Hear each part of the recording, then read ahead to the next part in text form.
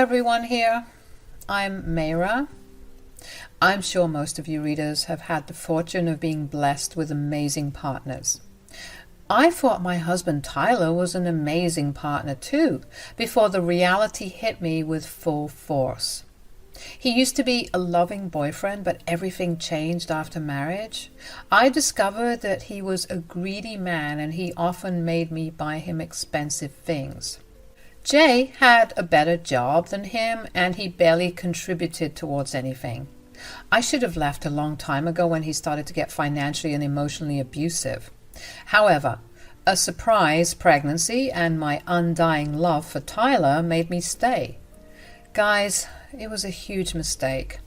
I won't even get into the details of how cruel and uncaring Tyler was during the pregnancy. He was of absolutely no help at all. Since I don't have any family, I heavily relied on my father-in-law Max and mother-in-law Vivian for support. Unlike many in-laws, they were actually very nice people. It was due to their help that I was able to safely give birth to my baby. However, things took a dark turn after my baby was born. I had a home birth and natural delivery. So Tyler and I didn't have to go through the hassle of hospitals. He didn't want me to spend money on hospital bills anyway. That would have been a red flag if I wasn't so blind in love. Because I ignored that, this is what happened after I gave birth. My baby was born at the break of dawn, and by night, Tyler had changed from being happy to just uncaring. I was nursing my baby when Tyler walked into our room and said, "Why are you still up with the baby? You need to go sleep right now. I'm sure your boss won't tolerate you being late for work." "What are you talking about, Tyler? I don't have work tomorrow. I'm on maternity leave." "Who said you get to have maternity leave? I'm sure I made it pretty clear that you need to get back to work as soon as possible." I really couldn't believe that I was having this conversation with my husband. Yes, he had been pushy about me going back to work soon, but it hadn't even been a full day since I gave birth. My hormones were already all over the place, and with a crying baby, my emotions were high. Not to mention the fact that I had a natural birth and was super exhausted. So I was very irritated by Tyler's words. I said, "Tyler, this is not funny at all. You need to keep your jokes to yourself, at least for a few days." "What makes you think that I'm joking? Am I laughing, Mayra? Who told you this is a joke?" "Are you stupid or something, Tyler? I literally gave birth today. I can't go to work tomorrow." "Why? What seems to be the problem? I understand why you took maternity leave. You didn't want to work in case it ended up hurting the baby. However, the baby's born and safe now. I don't see why you shouldn't go back to work." Never in my life had I ever thought that my own husband would be so stupid. I thought that he knew what a terrible condition mothers can be in after giving birth. It was downright cruel to joke about this, let alone suggest something seriously. Now my emotions were starting to get the best of me and I started to cry a little. I said, "Yes, the baby has been delivered, but my body has been through a lot. It is almost impossible for me to go to work tomorrow. You can't expect me to do this." "All I'm hearing are excuses, Mayra. You are fit enough to move around, so you are fit enough to go to your desk job. It's not like you had a C-section or something." I don't understand how you can be so dense about the human body. I literally pushed the baby out of me. "Tyler, I need to recover. I will join as soon as I feel better. I don't understand why you are pushing me to go to work. It just doesn't make sense." I was really at the end of my wits. With a crying baby and a cruel husband, I felt like my life was becoming a nightmare. I was exhausted and Tyler wasn't making things any better.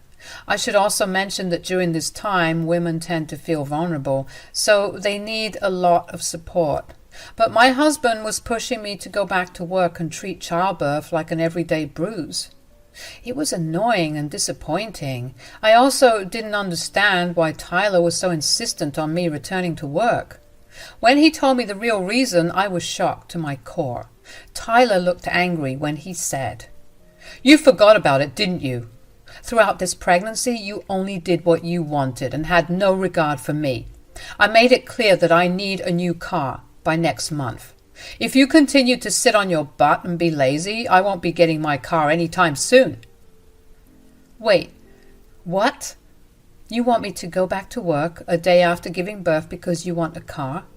Are you kidding me right now? How many times do I have to tell you that I am not joking? I showed you the car and everything. I know how much you have in your bank account right now. It's just not enough. You need to get back to work tomorrow. Staying on unpaid maternity leave isn't an option for you." I just blinked and didn't say a word then. I was having a hard time processing what Tyler just demanded. In my head, I was still hoping that this was just an elaborate joke. The man I married couldn't be so careless and greedy. But unfortunately, it wasn't a joke at all. Tyler was dead serious, and his expression said as much. I calmly looked at him and said, "In case you have forgotten again, let me tell you, I just gave birth. I am in no position to get back to work right now." "You will stop using that excuse right now, Mayra. Don't try to think that I will let you gaslight me into anything. You are fine enough to walk around, so you are good to get back to work." "I am not going to keep engaging in this conversation anymore. You are not thinking straight, and I don't know what has gotten into you. I'm already very tired, so just let me be. We will talk about this tomorrow. Listen to me very carefully, Mayra. You can talk about this as much as you want. Just know that you are not changing my mind or getting out of work. You will go to work tomorrow, or God help me." I stuck to my decision not to engage him anymore, so I didn't bother with a reply. I was very angry and hurt. Tyler's insensitive thoughts were like a huge blow to my heart, and I totally needed a break to get my anger in check. Unlike him, I didn't want to shout and yell at him out of anger. Words hurt, and I didn't want to hurt my husband despite the absolute cruelty he was showing me. Tyler left the room and slept in the guest room that night. He didn't even want to help me with our newborn anymore. For some odd reason, he seemed mad at me when it should have been the other way around. I quietly stayed in the master bedroom, softly crying so that I wouldn't wake up my newborn. What should have been the happiest days of my life were turning out to be an absolute nightmare. I was not ready to face the real prospect of my marriage failing due to Tyler's insensitiveness. While I was hoping Tyler would change his mind and come to his senses, he was making arrangements of his own. That's why I got a confused call from my mother-in-law very late at night. She said, "Hey, Mayra, are you still awake? Is the baby doing well?" "Yes, Vivian, the baby's fine for now. You don't have to worry." "You don't sound very well, Mayra. What's going on? I got a call from Tyler, and he said that he wants me to babysit tomorrow." "What? We didn't decide this, Vivian. I have no idea why he said that to you. I'm doing well with the baby as of now. I don't understand this either, Mayra. Tyler kept saying that you would be returning to work tomorrow, so he needed me to watch the baby. Don't tell me you really plan to do that. You just gave birth and you need to rest." My day just kept getting worse, and Vivian's phone call was clear proof of that. I couldn't believe that Tyler had actually called his mother to come and watch my newborn. He was still insistent on sending me back to work. It was downright bizarre, and even Vivian was really surprised at Tyler's request. She was starting to have doubts that I was the one insisting on going to work, so I corrected her and said, "I'm not going back to work tomorrow, Vivian. Tyler thinks that I will, and really wants me to go to work tomorrow, though." "What are you talking about? Tyler's asking you to get back to work? Is he dumb or something? This doesn't make sense." "We had an argument about this already, Vivian. I don't know how to get this through his head. My son is an idiot if he thinks you can go to work tomorrow. God knows what has gotten into him. Perhaps he's overwhelmed by the birth and has lost his mind. Who knows? I'm just glad to know that you are not listening to him." I assured Vivian multiple times that there was no way I was going back to work. Vivian seemed a little concerned, but was relieved when I said that it was simply not happening. I didn't give her the full picture because I didn't want to include her in our mess as of now. Tyler was her son, and I didn't want to spoil his image in front of his parents, so I didn't tell Vivian the reason why Tyler was being so pushy. Vivian also didn't press, but said, "You will let me know if something is wrong, right? I don't want you to put a strain on your already exhausted body. You need time to recover and bond with your child." "I know that, Vivian. Not once have I entertained the idea that I will go to work tomorrow. It's simply not happening." "Sounds like you know what to do for your health. Still, if Tyler ends up being pushy or annoying, give me a call. Max and I are just a call away, dear. Don't be afraid to tell us if you need help." I thanked Vivian for her words and ended the call. The call left me a little sad, and I ended up crying again. Even Tyler's own family were being so caring towards me, while my own husband wanted me to jeopardize my health for a stupid car. It was just unbelievable. However, that night I also started to see how abusive Tyler was getting. His demands never ended, and every time he wanted me to buy him something, but he never bothered with gifts and never celebrated my birthday either. I never asked for big things and would have been happy with just a cake. Somehow, he never bothered with that either. Tyler was also becoming emotionally aloof and rarely said 2 kind words to me. I stayed put because I really loved him and always made excuses for him. When my surprise pregnancy happened, Tyler didn't even seem all that happy and was aloof during the entire pregnancy. I mean, I was the one who did most of the shopping for the baby, too. I asked him to split, and he asked for receipts, which I provided. However, he never got around to paying the money, and I didn't want to keep pushing him.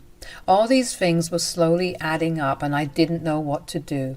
I was hopelessly praying to God that Tyler would wake up the next day and realize what an idiot he was. I didn't get my wish, guys. I was only deluding myself. Tyler didn't magically wake up and get back to his senses. He did wake up fairly early, but what he did next absolutely floored me. He angrily barged into my room and immediately removed the covers from me.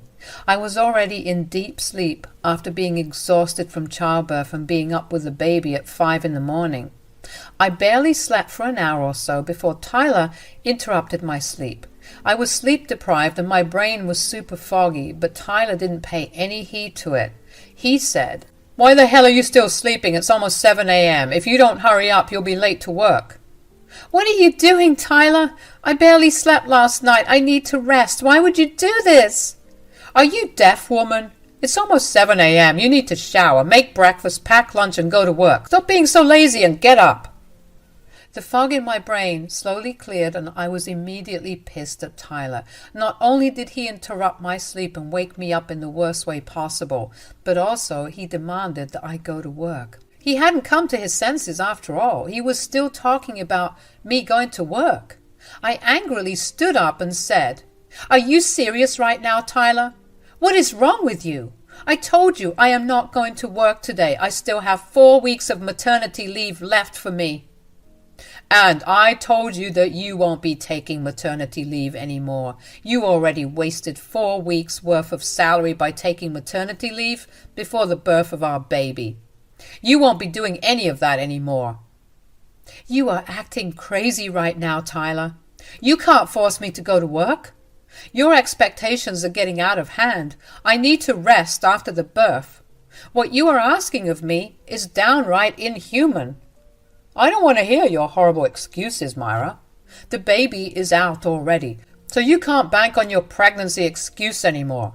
Now, I will say this nicely for one last time. Get ready and get to work. If you miss even an hour's worth of wages, you are going to pay dearly. I am going for a walk. When I come back, you better be ready for work and have the food for me." Tyler threatened me not so subtly and left for his morning walk. I was still pretty horrified by his behavior. Also, the lack of sleep along with the added emotional and physical stress was causing me to feel very sick. Again, my emotions got the better of me and I started to cry. After nursing my baby, who also woke up from the commotion, I went to prepare breakfast. Tyler looked angry and I was actually getting scared of him. I knew how cranky he could get after his morning run, so I got his breakfast ready as soon as possible. I even made his favorite salad so it would lighten him up and make him ready for a conversation. Then I made the table nicely and waited for him. Tyler came back from his morning run and gave a nasty look while he went for a shower. I was patiently waiting for him, hoping that he would have a calm conversation during breakfast. Even typing this out feels surreal now. I don't even know why I tried so hard when Tyler was being nothing but abusive. I was still desperately trying to save the marriage. I still held on to the hope that Tyler would listen to me. Well, let's just say that hope was crushed in the most horrific way. Never in my life had I imagined how that day would go. There I was, one day postpartum, sitting at the dining table with my husband's favorite food and waiting for him to talk to me like a sane person. Turns out I should have just grabbed my newborn and ran. I was at the breakfast table bracing myself for a conversation when Tyler arrived. He looked even more pissed when he saw me at the dining table. He took a menacing step towards me and said, "Why are you dressed like a beggar, and why are you still in the house?"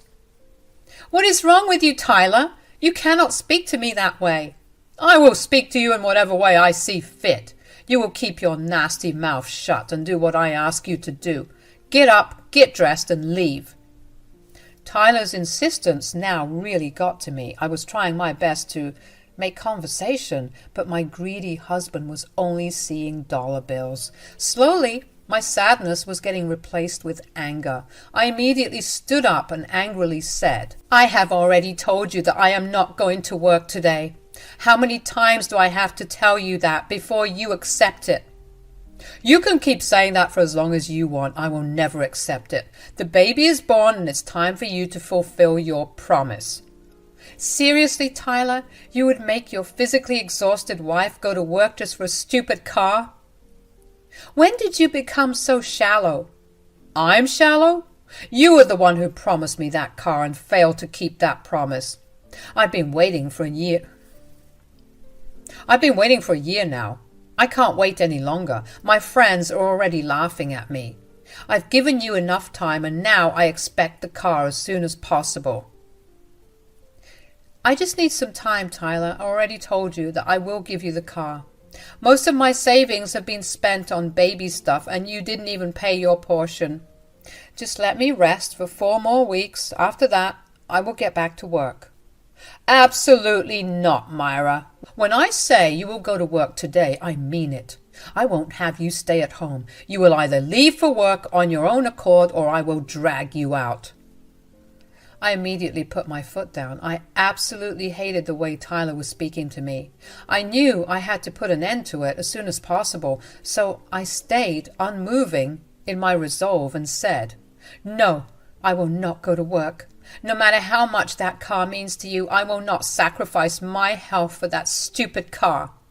"So, you want me to do this the hard way? Very well. We will do this the hard way." "You can't force me to go to work, Tyler. That is wrong." I had hardly spoken the words out loud when I felt Tyler's hand at the back of my head. I immediately froze from surprise, and it took Tyler a second to grab my hair and drag me up. He had a painful grip on my hair which made me scream out loud. I was clawing at his fingers and trying to get him to leave me. But I was already weak and he was much stronger than me. I was screaming from pain and was really worried that he was going to hurt me. Tyler stayed impassive as he dragged me out of the house and pushed me out. He threw out my car keys and closed the door before I could get in. He told me that I would be allowed in the house as soon as I returned from work. I still don't have the full details of what happened next. I was already in a daze and was shaking and crying uncontrollably. I was also pretty concerned about my baby. Somehow, in my daze, I drove to my mother-in-law's house. I was such a mess that I don't even remember much of that. I just remember seeing Max and Vivian and just breaking down. Through my tears, I told them the entire story, which chilled them to the bone. Vivian comforted me while Max angrily called Tyler over the house. He was raging mad. I had never seen Max so mad before. When Tyler finally arrived, he was looking really flustered and concerned. I was still a crying mess. I saw Max grab Tyler by the collar and drag him in just like he had dragged me in. He was made to stand in front of us, and both Vivian and Luke screamed at him. Max said, "How dare you do this to your own wife, Tyler? This is not how we raised you. When did you get so greedy and toxic that you would hurt your own wife?" "Dad, I didn't do anything. I was just trying to help Mayra get to work. I don't know what lies she's told you to get me in trouble." "How are you still lying to us, Tyler? My friend, who you left the baby with, is your neighbor. She saw everything and heard everything because you were that loud. She also saw you drag Mayra by the hair. My friend said that she almost called the cops when she heard Mayra screaming." "She must be exaggerating, Mom. I'm telling you, nothing like that happened. Mayra wanted to go to work by her own will. I was just—" "Don't you dare lie in front of me, Tyler. No woman would go back to work one day after delivering a baby. I am in no condition to work. I don't even remember how I drove here." I couldn't believe that Tyler was trying to twist the story to make it seem like he didn't do anything. Thank God our neighbor saw everything. She had been a huge help during my pregnancy, and I trusted her because she was Vivian's friend. Her account made things even clearer. Max and Vivian were having none of Tyler's lies. They said, "How dare you try to turn the story, Tyler? We all know that didn't happen. My friend heard how you wanted Mayra to go to work because you wanted a new car." "You physically abused your wife for a freaking car, Tyler? What on earth is wrong with you? I'm ashamed to call you my son." "Mom, Dad, you're overreacting. Mayra had promised me the car, and she's the one being unfair to me.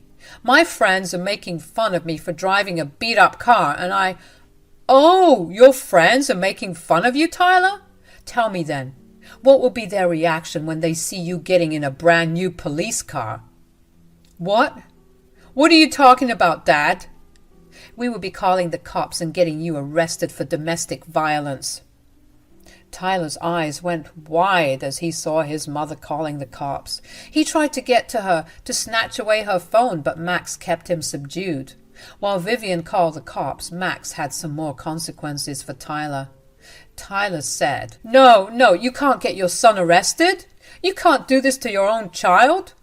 I will not shelter a criminal and a wife-beater. Even if it is my son, you have disappointed us and done more damage than you could imagine." No, Dad, I can't go to jail. I'm your son. I'm your heir." "We don't need an heir, Tyler. We are not that rich. Besides, I've decided to disinherit you as well. You don't deserve to be called our son, let alone get our assets. Everything will go to your child." Tyler just couldn't stomach what he heard. Vivian had already called the cops, who were on their way. Meanwhile, Tyler was crying and begging his parents not to cut him off or call the cops. He even begged me for forgiveness and tried to guilt-trip me into forgiving him. I simply stayed ice-cold and silent till the cops came. When the cops arrived, I told them that I would be pressing charges. It's been a while since Tyler and I got divorced. Yes, I divorced him for what he did to me. Besides, he was already being a bad father, so I didn't want him around my kids.